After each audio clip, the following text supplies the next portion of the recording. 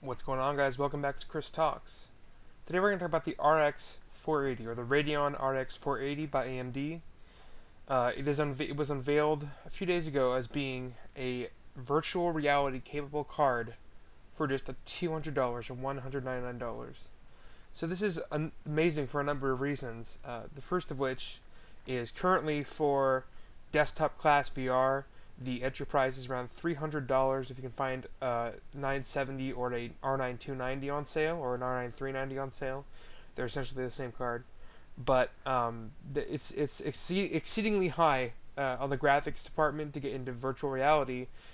Because of this reason, AMD has decided to undercut themselves and Nvidia for the entry level for virtual reality by at least $100. So this is amazing. Probably the best price per performance we've seen thus far. And real quick, I want to talk about good VR versus bad VR. So good VR is the HTC Vive and the Oculus Rift, and to some extent, there's some other things out there like the open source virtual reality OS VR. And there are some other, small startups that are making some pretty amazing, pretty advanced, impressive VR. But the main two that are out to consumers at the moment is the HTC Vive and the Oculus Rift.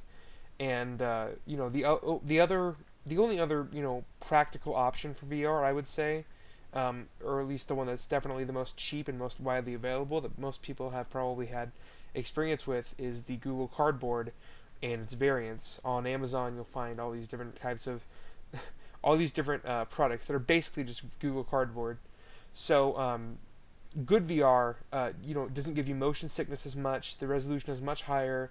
You can actually enjoy games with it, and at least the HTC Vive has motion touch controllers that are responsive in real time, and the Oculus Rift should have those soon. Whereas Google Cardboard, there are buttons now, but it's pretty lame, if you ask me.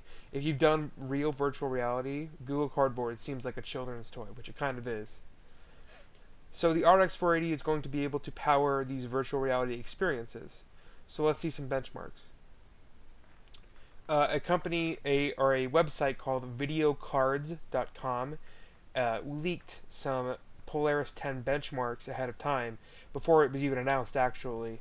And the codes are AMD Polaris 67DF C7 CF, which means Crossfire, 67DF C7, which we're assuming is the Radeon RX 480X, and the AMD Polaris 67DF C4, which is assumed to be the RX 480.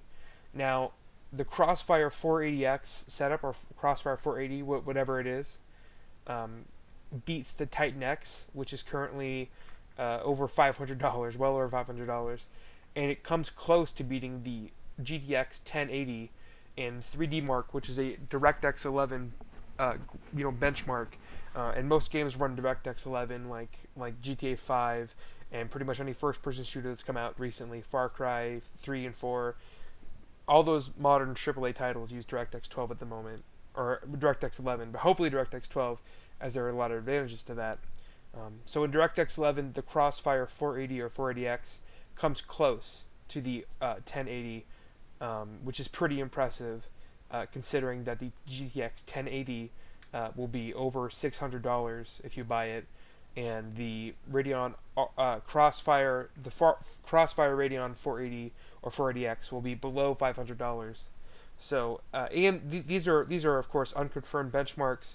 However, AMD has actually released benchmarks of their own that show that in DirectX 12 specifically, a Crossfire Radeon RX 480 setup will actually beat a GTX 1080 for a considerably less amount. And on top of that, since it's using the 14 nanometer FinFET microarchitecture, it actually has a better performance and power efficiency, which is pretty impressive considering that AMD cards for a long time have been the cards that run hot and use more energy, and now we might be seeing a shift in that somewhat. So if these benchmarks that AMD have released for DirectX 12 at least are correct, then the price per performance is going to be heavily favored in AMD's side this time around in the graphics card wars. So now we've got benchmarks out of the way. What kind of input and output does this card have? It has 3 DisplayPort 1.2, I believe. I could be mistaken. And it has one HDMI 2.0. I know that for sure. I know that for certain. And you can tell that this card is aimed towards virtual reality, people that are trying to get into virtual reality on PC, heavily, because both of these display standards are compatible with virtual reality. And DisplayPort specifically is a very good, um, video output to have nowadays, considering you can convert it to almost anything, I think, and you can actually run three. You can actually convert it to 3 separate 1080p displays, which is pretty amazing. So you could plug one card, or you could plug one monitor into one of the ports and daisy chain that to 2 other monitors, or you could have an adapter that splits one port into 3 signals. So there's quite a bit of display capability. You're not going to be throttled by the I/O. You might have to buy a couple adapters if you don't have DisplayPort compatible or HDMI compatible displays, but that's going to not be a whole lot considering how cheap this card is and how well it can perform. Now on to power consumption. AMD hasn't released any official, specs on how much power this thing might consume. However, the screenshots that they've released so far officially has shown that it has a single PCI Express power connector, which is a 1/6 pin connector. And currently, cards that have this are the on AMD's side, the highest end or the lowest end card that needs PCI Express power, I believe, is the R7 360, and it has one PCI Express 6-pin power connector. So if we're going to see similar power consumption to AMD's lower end currently, and have performance that's supposedly better than AMD's, or better than or equal to AMD's R9 390, which is the current entry level for virtual reality, that's going to be pretty impressive. And if it uses less power, it only follows that it would actually produce less heat, because if it's using less energy, it's going to produce less heat. So the blower style fan design that kind of failed on the R9 290 and R9 390 to some extent is going to be adequate to cool this thing. And blower style fans are actually better for case airflow anyway, because they actually output air to the back of the case instead of dumping it into your system. So if the power consumption is as low as I would assume it would be, and that as everyone else would, it kind of makes sense. That's going to be pretty impressive, and you might not need a huge beefy power supply, which could cut the cost of the system down if you're building a new virtual reality system by quite a bit, or at least by a little bit, which is always good.